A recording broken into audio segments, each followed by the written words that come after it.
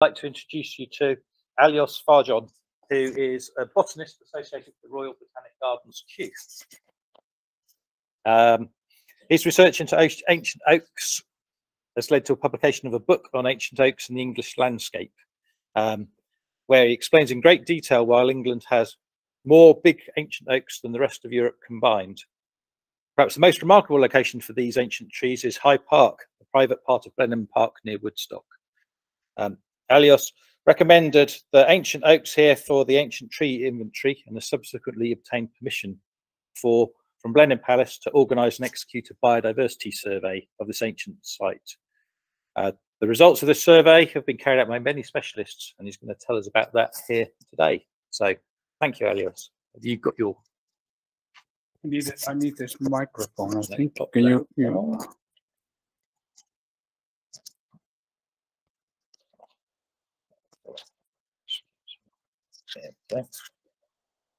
Okay, over to you.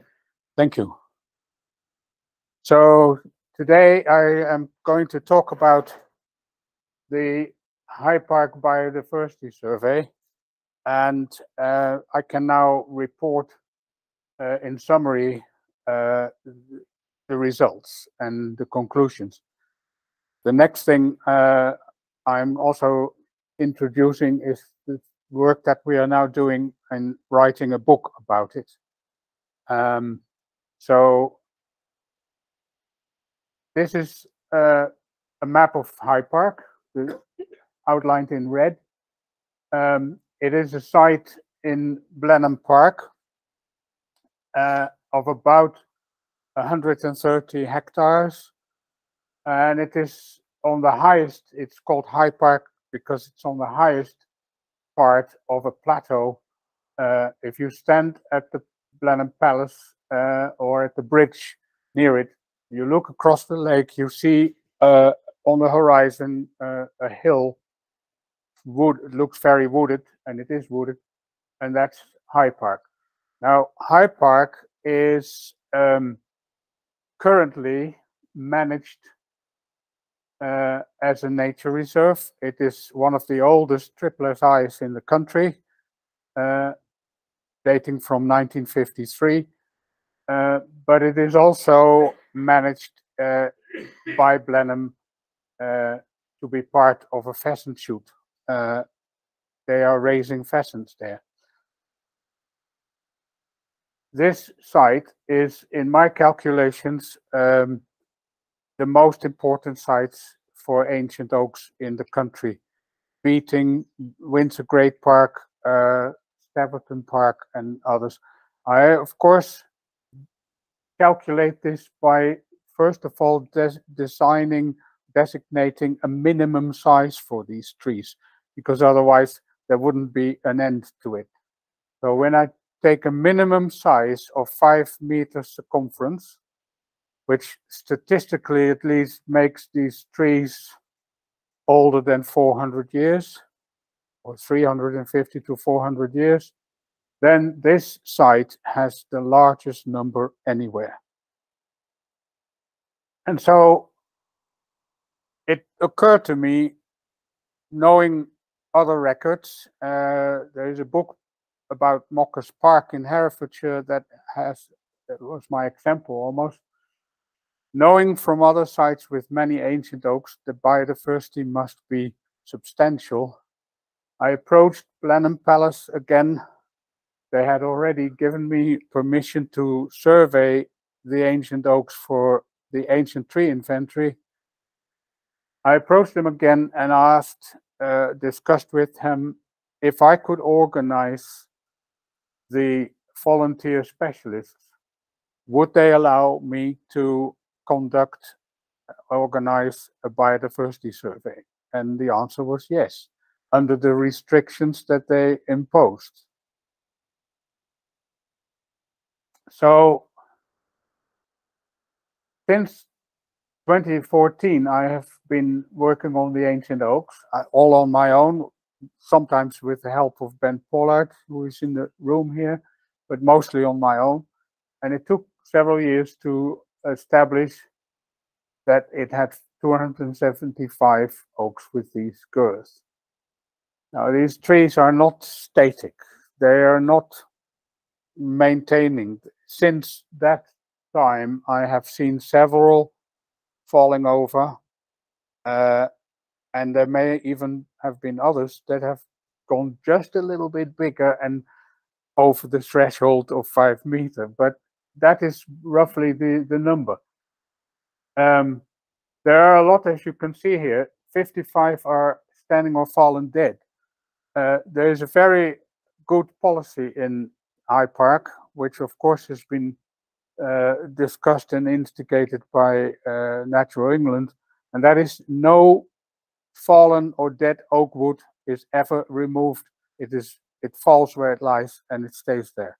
And that, of course, is highly important for all those organisms that are dependent on big, ancient, dead wood. The numbers exceed the total of oaks comparable size in the New Forest, Windsor Great Park, and Savernake Forest. These are the 3 sites with comparable numbers, again in that size class. Here's an example in High Park. This is the largest oak in circumference in the whole of Oxfordshire. It measures 10 meters and 40 centimeters at about breast height. This richness of ancient oaks has implications for biodiversity. Even if they are not ancient, it is known that the oak tree, the native oak tree, well, there's 2 species, Quercus robur and Quercus petrea, but they're hardly different in this respect, have more organisms associated with these trees than any other trees, regardless of their age. So, for instance, the foliage, the leaves of the oaks are food for a large number of insects, far larger than any other species. And then, of course, when they become ancient and hollow, a lot of invertebrates, fungi, even birds and bats are making use of that dead or the hollow trunks and the dead wood. And there are quite a few that are only found in these ancient oaks and can be extremely rare. So the survey, when I obtained permission,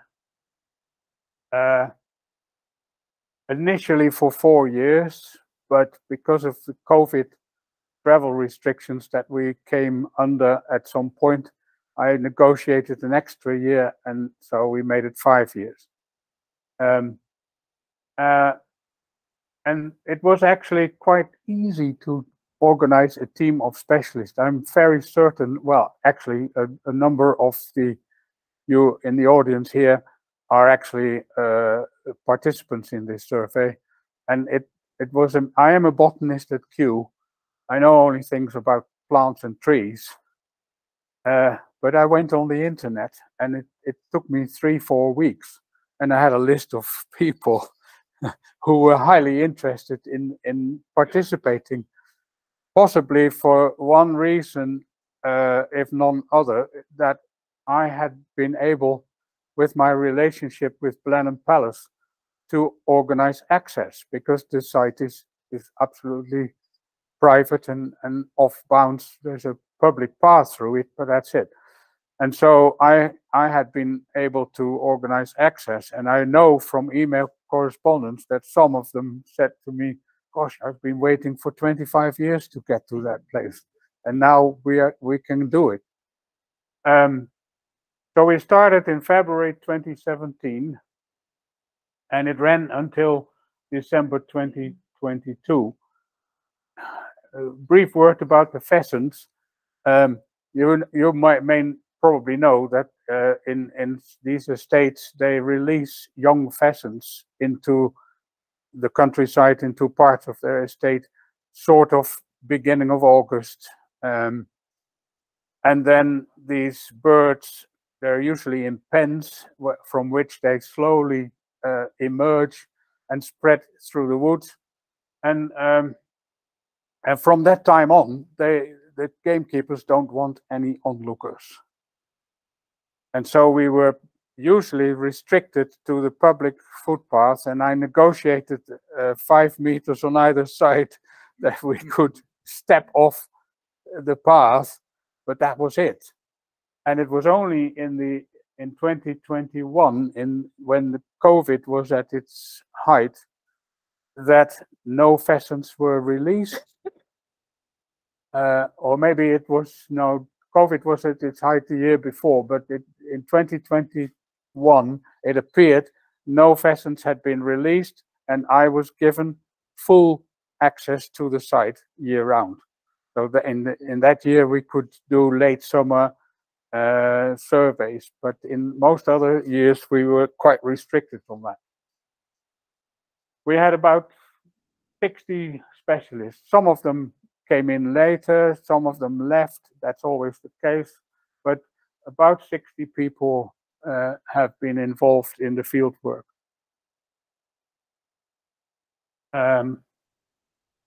I organized it in subject groups after finding out that Hymenoptera are something different from Diptera. I learned these terms. So every group was composed of sometimes a single person, but usually a few more.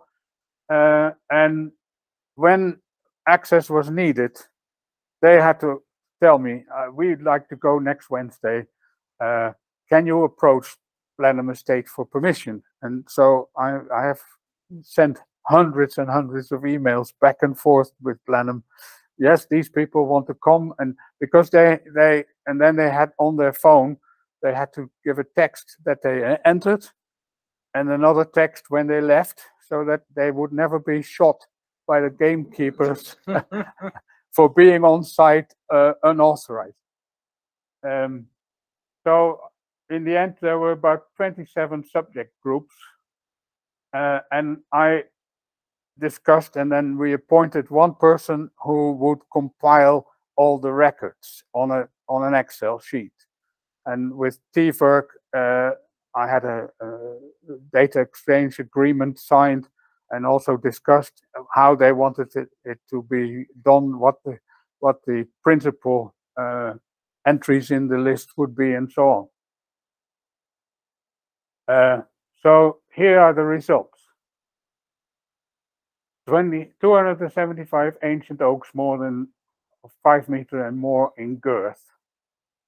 Then there is a very interesting aspect that I'm not going to talk into that too much, but the 9th Duke of Marlborough was worried at the turn of the 19th to the 20th century that all the oaks were dying. In those years, they did not understand that dead branches in the crown hollowing was the normal thing for an ancient oak to happen, and they were not dying. But the Duke planted about 400, or maybe a little more. Some of them disappeared, and we mapped all those. And interestingly, we found in his red planting book, leather bound with stamped with the Marlborough coat of arms. We found that many of these plantings by him were from acorns that were collected in the park itself. So very good. We found about 4,000 species of fungi, plants, animals in total. And that number may rise a slight bit because there's still, but some groups were still identifying samples. But the lichens, the bryophytes, the vascular plants in which I was involved, amphibians and reptiles, and birds and mammals are, I consider 95% complete. So we know 95 or more % of what is there in these groups. But all other groups, they must be considered incomplete. to various degrees. I will say something about that when we come to the group. So here are the vascular plants, 279 species. The site is not a diverse place for flowering plants or for mosses. It is quite common actually for ancient woodland. So, but there are some local rarities like the deadly nightshade, an orchid, Anacamptis, pyramid orchid, I think it's called in English. I don't know many English names. I'm a Dutchman. I learned them in Holland, and I use the Latin names. But anyway, yeah, it is a typical ancient woodland on largely clay, underlain by a chalk or no limestone, Jurassic limestone, and of course it is heavily browsed now by deer. And in the past, all those centuries, it must have been grazed by either deer or cattle or a combination of that. Very briefly, the park dates from 1110. It was Woodstock Park. It was created by Henry I, the youngest son of William the Conqueror. So it is a 900-year-old park. Fungi. Fungi are actually the group that is least complete, and there's no amazing point about that, because if you want to get anywhere near complete with fungi on a site, you have to do it for 30 years. And then you will still find new species. But 430 species is not a bad result. It is, and there are certainly interesting things. One of the most interesting one is this oak polypore, Buglossoporus quercinus, which is strictly limited to ancient native oaks. It doesn't occur on anything else. And as a result, Martin Ainsworth, the mycologist most involved in this project, he is a colleague of mine at Kew. He is doing a special study in the whole of Britain on this species. And of course, he continues to tell me that Windsor Great Park is far more important for this species than Blenheim, but Windsor Great Park has been surveyed for decades. It's again the same story. The lichens, the lichenologists have told me, and they have written their chapter for the book already, that High Park is one of the most important sites for lichens in central England. And that is amazing because, and they explain this in their chapter too, the pollution that was prevalent in much of England that diminished so many of the lichens has not touched High Park to that extent. And it is because it is in that sort of terms, away from urbanization, away from industry, it is fairly isolated. So they have found, I mentioned some of the species here. Those of you who know lichens may recognize them. And there was indeed, one of them was a second record for the British Isles. It appears that it had been found in Somerset without the fertile apothecia, which needs to be examined for certain identification. They had suspected that it was that species, but couldn't confirm it. And then here, during this survey in High Park, they found a specimen or specimens which had the fertile bits, and so it was confirmed, and it turns out to be a new species for the British Isles. Well, we have already heard quite a bit about snails, so I don't have to say too much. But yeah, the Roman snail. It always occurred to me how many of these empty shells I always found. I've been to High Park Blenheim something like 92 times. And it took me quite a while before I finally found a live one. And I photographed it, and this is also now going in the book. But it is an interesting occurrence to see a big shell like this in the woods under in the leaf litter and everywhere. Diptera flies. The leading man on this was Peter Chandler, who I understand is one of the top specialists on flies in Britain. And he has been there several times, and I was always amazed how he did it with what they call a pooter, sucking up air, and then the fly goes into a pipe or something like that, and it was amazing. And the man is well in his 80s, but still going strong, and he discovered, together also with lots of the bycatch that was sent to him from traps that were set by Ben Pollard and others to catch beetles, but they caught flies as well, and they sent the flies to Peter. And so we have 667 species found, and 187 of those are considered saproxylic. Saproxylic means associated or living on the dead wood of these, mainly of these oaks and some other trees, but mainly the oaks.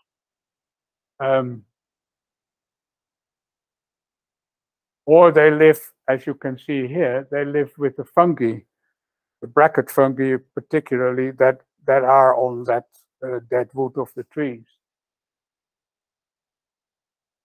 The Hymenoptera, ants, bees, and wasps, and a few other hangers-on in that group are also quite diverse. And Ivan Wright, who is in the room here, led that group and has done work on it, also writing up the chapter.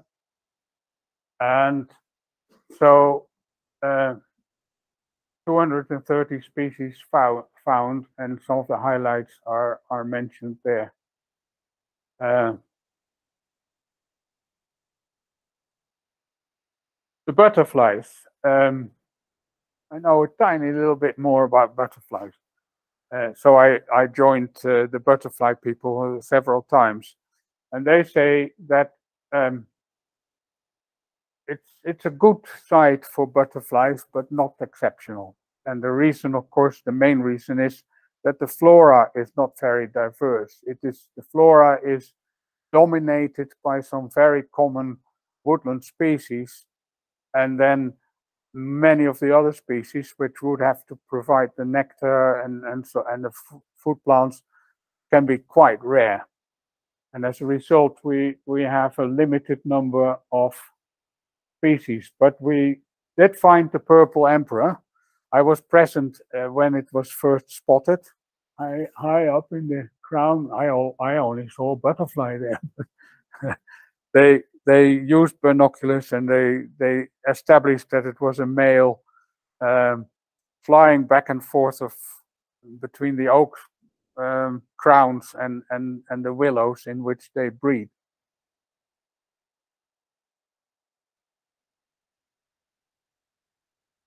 The moths.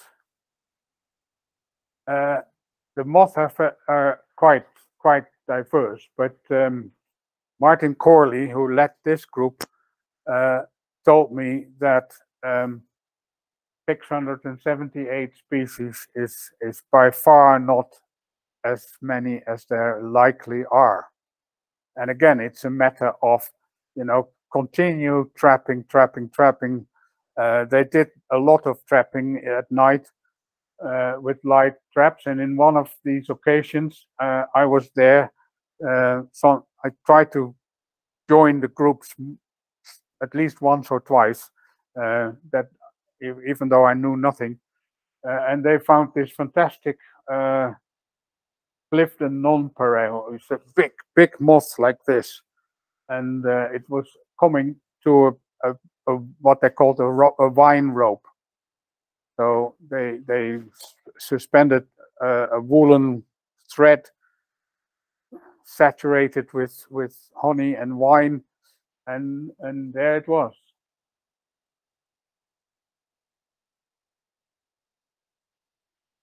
Then we come to the beetles. The beetles are the most specious group in our not amazing, I think, in our survey.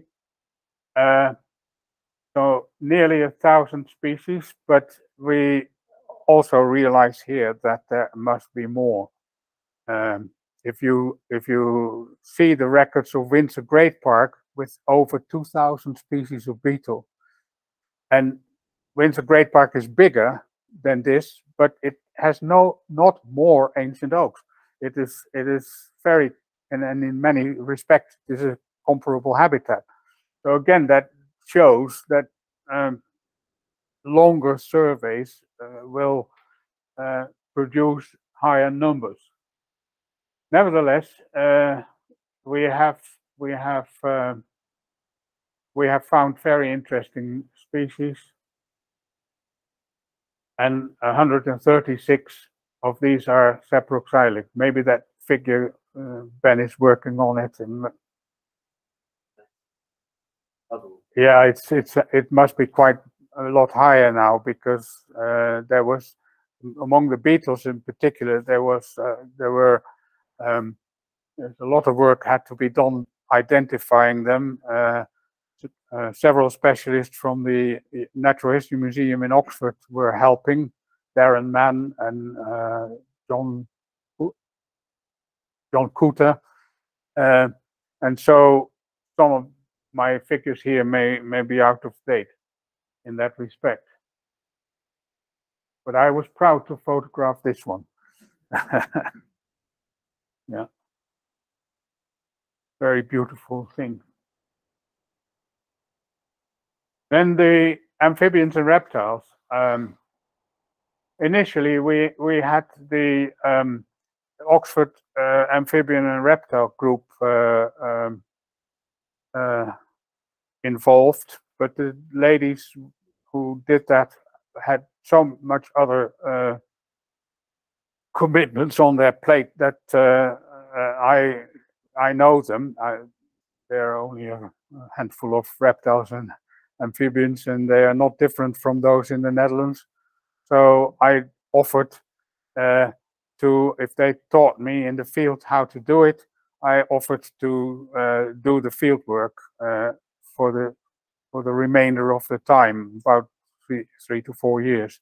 And so we found 7 species, as you can see, all listed here.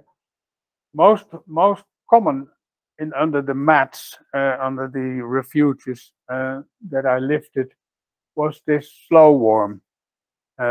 We found it in many places, and interestingly, I actually came to learn some of them individually,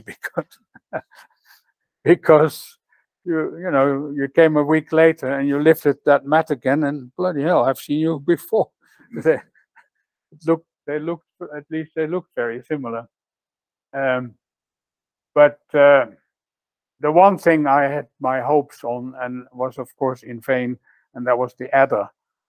I thought, I mean, the adder is considered extinct in Oxfordshire since several decades, but I thought, well, this site has never been visited by you guys.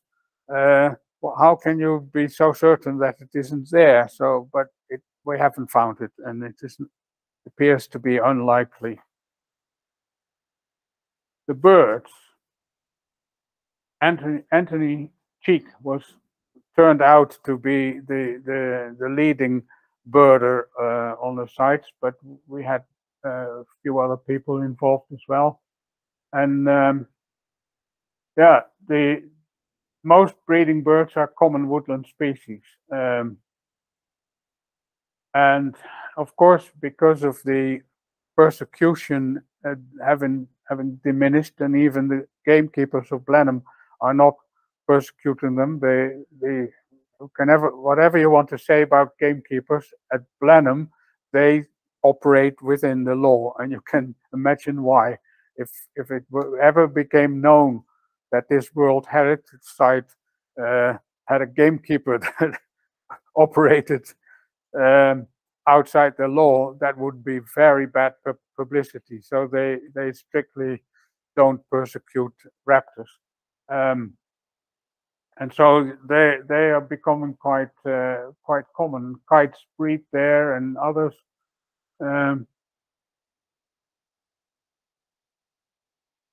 The mammals, I joined the mammal group two times, I think. I found the mammals the most difficult. Yeah, most difficult critters in the whole survey. You set these traps and you come back the following morning and there is nothing in them. But so I have much respect about what they did and how they did it. And I think one person in the room here, I forgot his name at the moment, but he is very good at interpreting signs of mammals, you know, the traces that they leave, including excrement, but also other signs. And in that way, we were able to determine several species that we actually not found as living animals.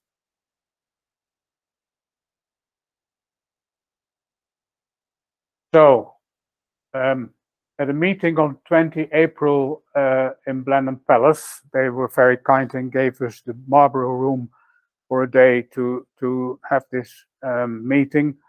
We discussed the book that we want to make.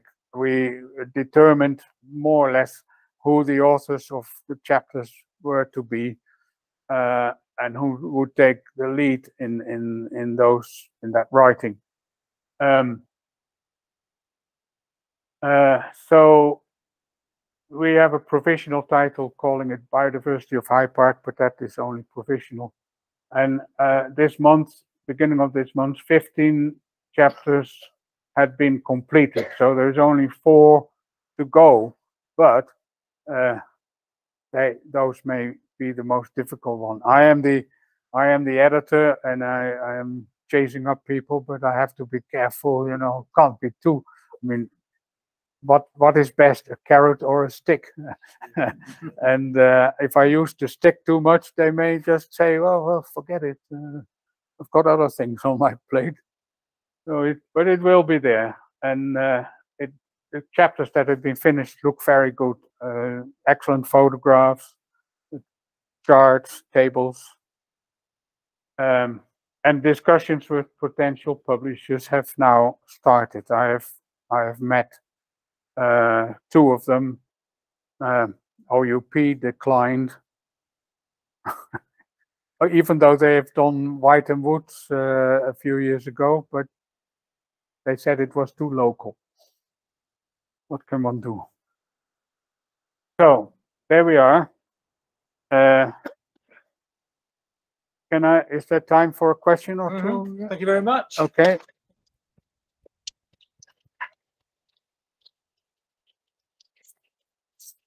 Oh, by the way, I brought, do some bit of advertising, of course. Quick one. I brought the details of the 2nd edition of my book, Ancient Oaks in the English Landscape. If anybody is, I've got 10 copies of it here. If anybody is interested in that book or have a look, please do. So has anybody got any questions? Yes? Aljos. Aljos, it's commonly said that many of our ancient oaks in medieval and Tudor times were heavily pollarded for producing curved timbers for construction and ships. Do you think that's apparent in any of those at Blenheim? In all of Blenheim, that includes Lower Park, which is open to the public, which I also recorded. I have found no more than 4 or 5 pollards. They are all maidens. And if you, well, to read my book, you will find statistically that pollards were largely prevalent on common land. That could be royal forests, because the peasants, the commoners, had access of a kind. But when you go to the medieval, and particularly to the Tudor deer parks, it becomes more and more private, and the commoners were not given access. And statistically, all over England, I have demonstrated that there is a shift. So when you go to the deer parks, fewer and fewer pollards, and by Tudor times, hardly any pollards in a Tudor deer park. Thank you. Any other questions? No. Well, thanks very much for that. One more clap.